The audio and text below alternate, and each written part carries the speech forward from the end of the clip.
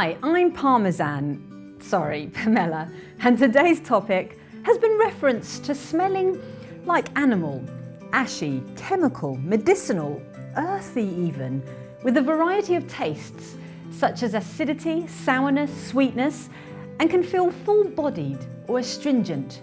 Again, this subject has claim in many different countries for all different reasons, and its most expensive form, it has to pass through a wild cat's digestive system before entering your lips. Bear with me. Have you guessed it yet? My favourite beverage ever. Cafe or coffee to you and I. I have tea in the afternoon. Tea. Just coffee. No, I'm afraid I'm caffeine free. A black coffee or cappuccino. A coffee, I suppose. Coffee, yeah. Coffee in the morning. Tea. I don't drink tea. Probably coffee. Drinking coffee. I prefer herbal teas. I like the coffee. Tea. A coffee. Both, but mostly tea. Coffee. I love coffee. Coffee. I don't like coffee, I drink tea. I don't drink much tea. How far back does coffee date? How exactly did it become the most popular beverage in the world? Its history is far from straightforward, with enough sharp turns and surprise twists to fill a mystery novel. At every corner, the secrets of the potent energy-boosting drink were jealously guarded, but foiled again and again as travellers and traders stole, plundered or sneaked coffee to points farther and farther around the globe. Its origins stem from Ethiopia, where it was used not as a drink, but as an energising battle snack. And apparently Arabs were the first creators of coffee as a beverage. And it wasn't until hundreds of years later that coffee spread to the Western world. Its popularity grew like wildfire, and colonisers brought it to continents both east and west. And how did us humans really discover coffee? We may never know the details, but over the centuries, people have come up with theories or legends that explains coffee's debut. First known discovery of coffee, cherries, in the coffee history timeline. Legend tells us about the goat herder Kaldi of Ethiopia, who notices his goats are a little frisky after eating red cherries off a local shrub. Now Kaldi experiments with the cherries himself and begins to obviously feel energized. The coffee first trees are cultivated on the Arabian Peninsula. Coffee is first roasted and boiled by Arabs, and Arab traders bring coffee to their homeland and begin cultivating it. They boil the beans to create a drink known as gawa, which apparently prevented sleep. The world's first coffee shop opens in Constantinople, and it is followed by the foundation of 2 local coffee houses in 1554. Coffee enters Europe through the port of Venice. Now, the first Italian coffee house opens in Italy in 1683, and Pope Clementine was requested by some of his monks to outlaw the Muslim beverage. He declined and said this beverage is so good it would be a sin to let only pagans drink it. His subsequent baptism of coffee propelled its spread across Europe. The first coffee house opens in England, but get this, as ever, women are not allowed in other than to serve men. A number of British women wrote a lengthy petition, which is now in the Coffee Museum in London, requesting access. They were, of course, refused. Did you know that the Lloyd's of London, the world's best-known insurance company, started as a coffee house in 1688? Now, for all those frugal with their money, have you ever wondered where the word tips ever came from? Well, worry no longer. Tips was apparently coined in a London coffee house, a sign reading "to ensure prompt service." Tips was placed by a coffee cup, and those desiring prompt service and better seating threw a coin into the mug. Apparently, the Dutch became the first to transport and cultivate coffee plants commercially. Coffee is smuggled out of the Arab port of Mocha and shipped to Ceylon and East Indies for cultivation. At first, coffee was mainly sold by lemonade vendors and was believed to have medicinal qualities. and the first European coffee house opened in Venice in 1683, with the most Caffè Floriane in Piazza San Marco opening in 1722, the most famous that is, and it's still open for business today. The Brazilian coffee industry has been sparked by a love affair. Bear with me. A Brazilian Coast Guard officer visiting French Guiana was attracted to the governor's wife, who at his request secretly supplied the few seedlings that were afterward grown in Brazil, founding the production that has dominated world trade for 200 years. And by the 1800s, Brazil had become the world's largest producer of coffee. Who said love doesn't conquer all?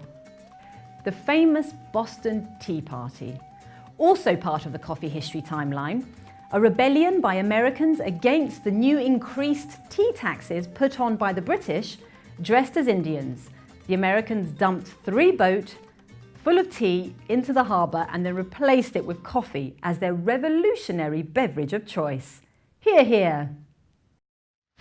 Now let's hear from the experts. From the Arabic, we have the word kawa al-bun, which means wine of the bean. Then shortened to khawa, borrowed by the Turkish, khad, and then by the Dutch, kurfi, and then by the English, the word we all know as coffee. The earliest recordings probably around the 13th to the 14th century, and there's lots of different stories. One of the most famous one is the goat herder Kaldi in Ethiopia, who one day saw his goats up in a tree. They'd trekked for many miles and the goats were eating these red berries, and then the next thing he knew they were jumping around, very lively. Thought this is very strange, so he took the berries himself, ate them, and found that he had energy. So he took the berries to a local monk who thought this is terrible, threw the bins into the fire. And as they cooked in the fire, this lovely aroma came off, and the other monks came and sifted through the ashes, taking the beans that had now cooked, ground them and added them to water. That's the earliest recording we have of coffee. It dates back to mostly the Middle East. There's records in Yemen of coffee being brewed there. So that's pretty much it. That's one of the most famous stories. It was cultivated by the Arabs in the late 14th century, so late 13th to the 14th century, and from there exported to other countries like Turkey, Italy and Holland, eventually reaching Vienna in 1683, and then the first coffee shop was in St Michael's Alley in Cornhill in London. That's the first coffee shop in London. In many Arab countries, but especially famous in Turkey, there's a tradition that dates back hundreds of years where once you've drunk the coffee, the residue left is turned upside down and your future can be read from the grinds of the coffee. So to become a barista, you don't necessarily need skill. You train week in, week out, people who've never made coffee before, some who don't even like coffee. But it takes concentration. You have to be aware of all your senses, listening to the sound of milk, the rather than listening to that, looking to see what the milk's doing, if it's bubbling, if it's stretching, looking at the extraction of the coffee. Does the grind of the coffee look okay? So our senses, we're constantly aware of what's going on. Every coffee should be made with love. If you're not prepared to drink that coffee, then don't serve it. And that's the simple mantra that I live by. And it works. My job is to infuse others to love what I do for a living and have been for quite some time. So to make a good barista, it takes dedication and it takes practice. I've taught many people over the years who are now considerably better than I am at making coffee, and that just takes practice. The more time you spend on the machine, the better you'll become. It doesn't need to be rushed. It's an artisan process, an artisan craft of making coffee, and it shows in the skill once you're making it. Anyone can pour water into a cup of instant coffee, but producing a proper coffee from a traditional machine takes skill. The right grind, the right pressure, the right extraction, timing, not over extracting. and then not burning the milk, knowing what your customers want and enjoying what you're doing. If you're not enjoying it, then it's not the career for you. The average age of baristas in Italy is 48, compared to baristas in this country, which is probably 20s, mid-20s, late 20s, 30s. In Italy, it's considered a career, much as the bartender in America is considered a career also. Black Eye, which is a filter coffee and a double shot of espresso. Cafe Bonbon, which is a ratio of 1:1 of condensed milk and coffee, mostly served in Asian countries, especially Thailand. Cafe Zorro, which is a double shot of coffee and hot water. Cold brew, which is 65% less acidic, which is the coffee being brewed during a cold process, usually involving cold water or ice. A cortado is a ratio of either 1:1 or 1:2, which is milk and coffee. Ristretto, which is a small espresso, more intense in flavour. Very popular in Italy, not so much over here. Stumpy, fairly new from Australia, which is a double shot of coffee and a little bit of milk. And then obviously the now infamous flat white, which comes from New Zealand and Australia, although there's confusion as to who created it, whether it's the New Zealanders or the Australians. Usually served in a 150 to 160 ml cup. It's 2 shots of coffee with textured milk. No foam, no froth, but usually with a design on top, which you'll see in many coffee shops at the moment. It's now becoming a very popular beverage, probably one of the most popular beverages in the UK, beating latte, which is still #1. We need fresh coffee, we need fresh beans, freshly ground coffee, not coffee that's been ground and sitting there for an hour, a day, 2 days. We need a clean machine. There's nothing worse than going to a coffee shop and seeing a dirty machine, because if the machine's dirty and the barista's not taking care of what they're doing, then the coffee made isn't going to be any good. So we need to make sure that our coffee isn't in direct sunlight. The 3 enemies of coffee are oxygen, light and heat. So keeping our coffee in a cool, dark place is good. Not exposing our beans to long periods of time in direct sunlight or open to the elements. Keeping our machine clean, looking after our machine, cleaning our area, looking after our customers, having the right tools, looking after the grinder as well. And all of these things I teach day in, day out. What does coffee hold for the industry going forward? Well, for every pub that's closing in this country, there's probably 3 to 7 cafes that open in its place. It's a thriving industry and growing more and more.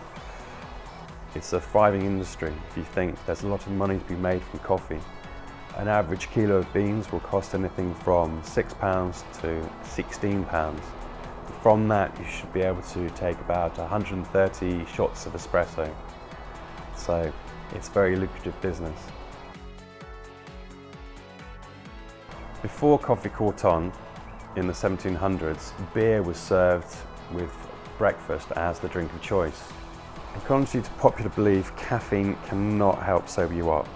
So when people have had too much alcohol the night before and are feeling a bit groggy the next day, drinking coffee doesn't help. The liquid does to help rehydrate you, but caffeine has no proven fact to actually help sober you up. Teddy Roosevelt, the American president, used to drink a gallon of coffee a day. A gallon of coffee. It's a lot of coffee. Coffee-wise, Arabica, the Arabica bean, accounts for 70% of the coffee we drink day to day. Robusta, the other type of bean, which is mostly found in Africa and Indonesia, accounts for 30%. Arabica has less caffeine than Robusta. Robusta accounts for twice as much caffeine as that of Arabica. During the Second World War, the word Americano was created with the American servicemen coming over to the UK, not liking tea, they tried espresso and didn't like it, so they added water. So we have espresso with water, which we now know as Americano. So that's where the word comes from. The difference between Americano and long black is as follows. A long black would be espresso on the water. Americano is espresso with added water. Two different drinks, often confused. The lethal dose of coffee is 100 cups of coffee a day. There was somebody last year in, I believe, Milton Keynes who drank about 20 espressos. Not advised, but yes, the lethal dose is 100 doses of coffee. Certainly. The ICO was founded in 1963, and it is an intergovernmental organization made up of exporting and importing countries around the world. It was founded under the auspices of the United Nations, and it has as its main objective to coordinate, discuss, and basically tackle the biggest challenges affecting the coffee global industry. Basically, instant coffee, as the name says, it's a process, it's a coffee that has been put through a process. Normally, there's two main ways of doing it, which is the spray dry and the freeze dried, whereby all the water has been removed from coffee, and then what you have is a powder that then obviously once it goes back into contact with water, gets rehydrated. On the other hand, roast and ground is a coffee that you simply will consume right after it's been grounded, whether at home or it happened at the supermarket, and then you have to go through a brewing process that you don't have to go through in the instant. You obviously have it's easy to consume in the instant variety, but you do inevitably will lose some of the flavors and oils of the coffee when you do that process, as opposed to roast and ground. If you want to preserve the full aromatic spectrum of coffee, if you want to have the full experience and you're dealing with a high quality coffee, you would actually never drink it instant. Instant coffees normally tend to be lower quality coffees that in a sense you are not losing so much when you submit them through the chemical process. So it's really a question of how much you want to pay and how easy do you want it to be brewed. So it's a question of what the consumer wants. Sometimes you can have both depending on when you want to have it. The civet is, as we know, a little animal that is well known, particularly in countries like Indonesia, I think Malaysia as well. And it's an animal that for some reason has a taste for the best beans, the very ripe, beautiful beans. And then once the bean goes through its digestive process, it will be released after having had contact with the enzymes that then will turn into a very mild, smooth type of coffee. I think I don't have a problem as long as the actual beans are collected in the forest. What I think is an issue is where these animals have been put into cages and then force-fed coffees to produce more of it. I think that's where the ethical issues are coming to the fore. I think the main threat certainly comes from climate change. We are at the moment experiencing a severe drought in Brazil that has made prices double in a question of 3 months. We saw there's also climate change probably being the reason behind coffee leaf rust in Central America over the past few years. Colombia had its share of problems 5 years ago.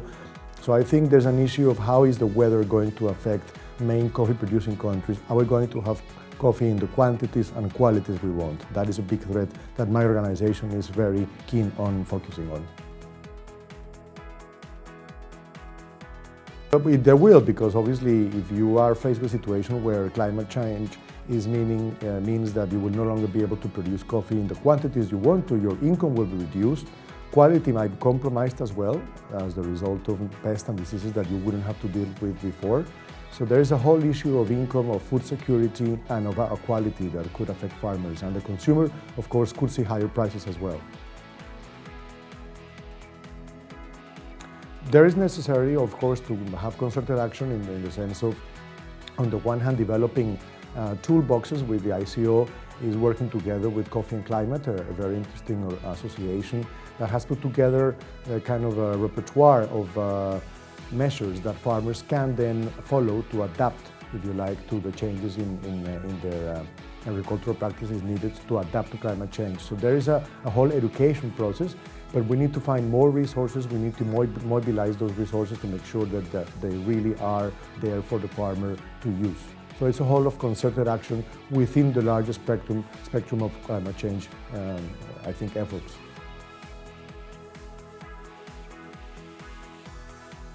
Drink more coffee and drink high quality coffee, because the more high quality coffee you drink, the more you will transmit that signal through price to farmers that it's worth investing in having the best possible coffee, both from an environmental, social, and economic point of view. Right, so how do you like yours? Cappuccino. Definitely fresh. Instant. Fresh. Probably decaf. Fresh. Espresso? I don't like the instant so much. It's fresh coffee. Instantly. Filter. Latte. Prefer the latte. An espresso. Cappuccino. Cappuccino. Probably like latte. I'm not big into the watery kinds.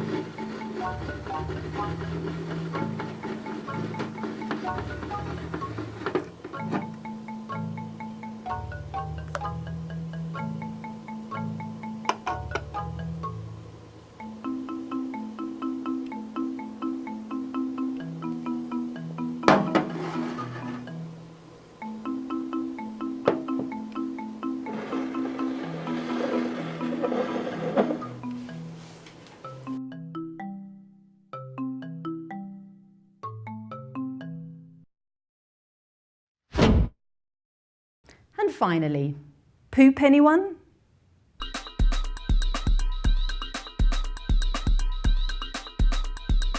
I'm here with Brian. Hi, Brian. Welcome to the show. Thank you. So, okay, $300 a pound for coffee. Wow, I never knew there was coffee so expensive.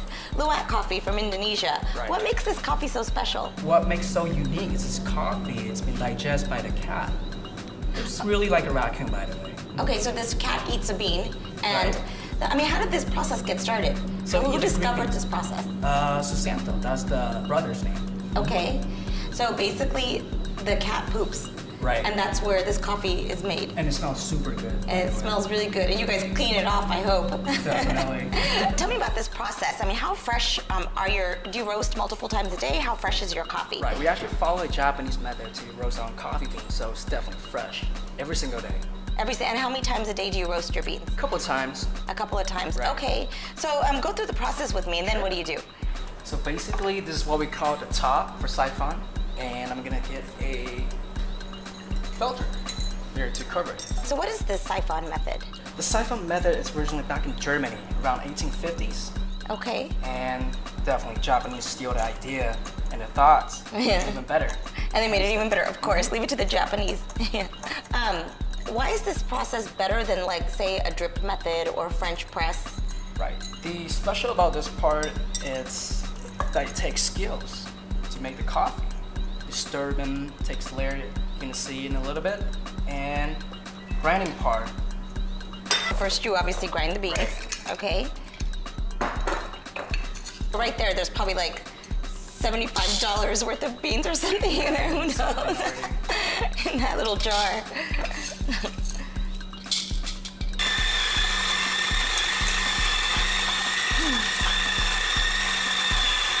So this is, you're making 1 cup of coffee right here. Right. Okay. Smell it. After Oh gosh, that smells amazing. It doesn't smell like poop. Okay, so that's super hot water, all right. Running hot. And this is the siphon method. This is the siphon method. Ah. Vacuum coffee making process. That's the other name. What if you took these beans and you did it when you you did it in the French press method or the drip method? How much of a difference would it make? Or you just would not do that? It's too much of a delicacy. Call it a waste. You call it a waste. Okay, so this is definitely the best method. Because we only do our coffee siphon. Slow. Yeah. Well, I've never seen coffee made like this. It's pretty interesting. I can't wait to try it. So, 10 more seconds, right? Right. Okay. Almost there. I would suggest try the black coffee first. Try it black. Wow, that's really good. Is it tasty? It's very tasty. I mean, nice and strong with a good punch, very smooth. Boy, I could get used to this. For all the hard coffee purists, the first prototype of an espresso machine is created in France, made in 1818 by Mr. Lawrence of Paris. His machine was a percolator type. And then this happened. The first commercial decaffeination process was invented by Dr. Ludwig. Why, I hear you scream? I would have liked to ask him myself, but it was all in the name of science. Now, for years, Dr. Ludwig searched for a way to remove caffeine from coffee without diluting the taste and its aroma.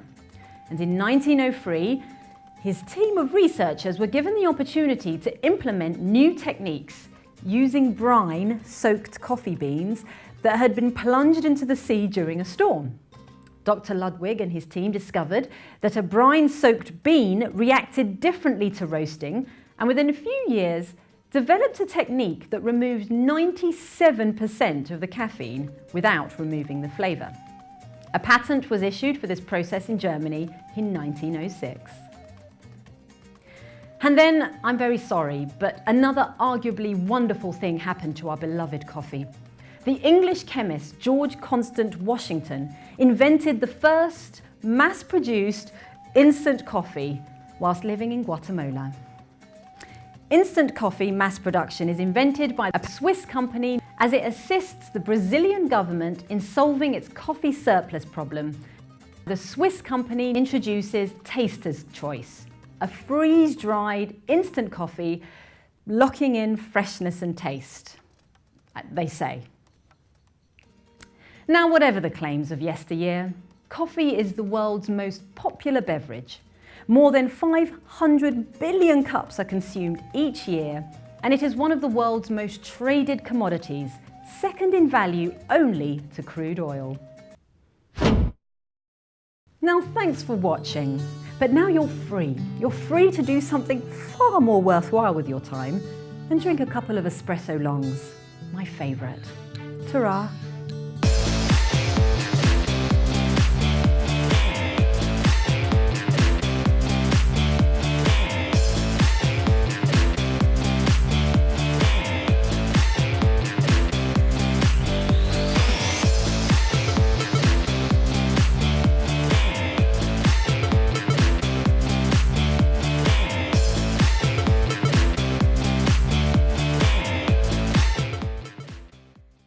From the Arabic, we have the word kawa al-bunt,